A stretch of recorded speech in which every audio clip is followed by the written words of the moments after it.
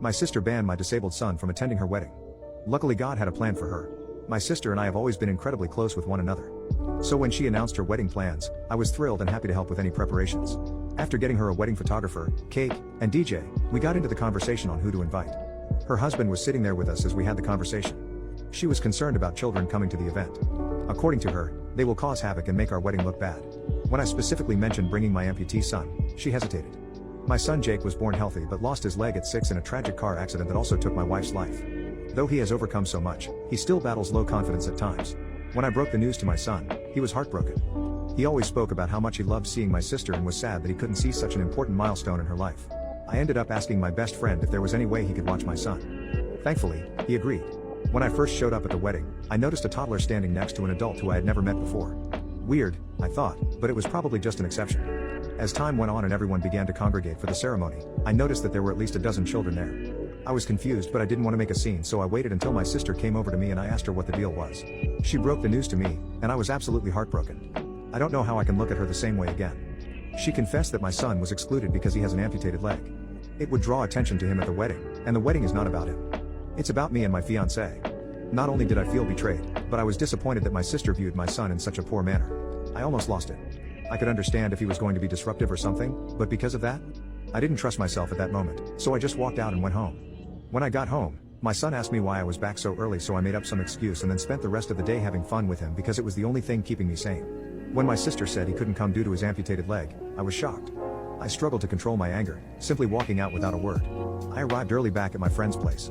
He asked what was going on, so I pulled him into another room without my son and told him. His reaction was the same as mine. Once I was with Jake, I focused on making him laugh, the only thing soothing my rage. The next day, I messaged my sister, asking how she could exclude my son for something beyond his control. She broke down in tears, but stood by her decision, claiming he would draw attention. What she said made me sick to my stomach. Look at your son. I don't know how anyone could even raise that thing. Her ignorance towards what my son had been through blinded her sight of reasoning. For the time being, I ended up cutting off all contact from her. I was unwilling to expose my son to such cruelty. Eventually, I ended up disclosing the information to my son. To my surprise, he didn't even care.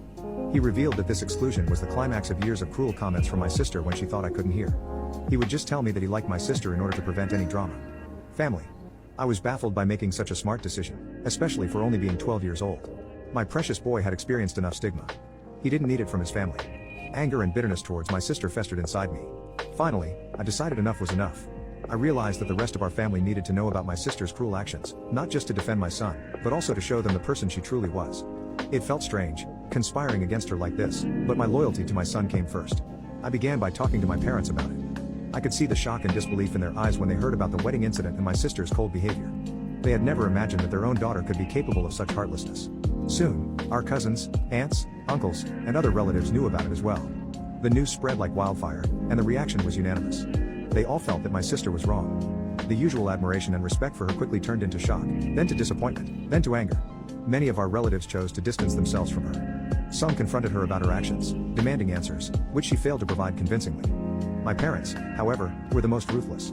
Being wealthy, they assisted in financially assisting my sister and me throughout adulthood. We both would receive a couple thousand a month from them. After they heard what I told them, they immediately stopped the automatic payments to her account and ended up taking her out of the will.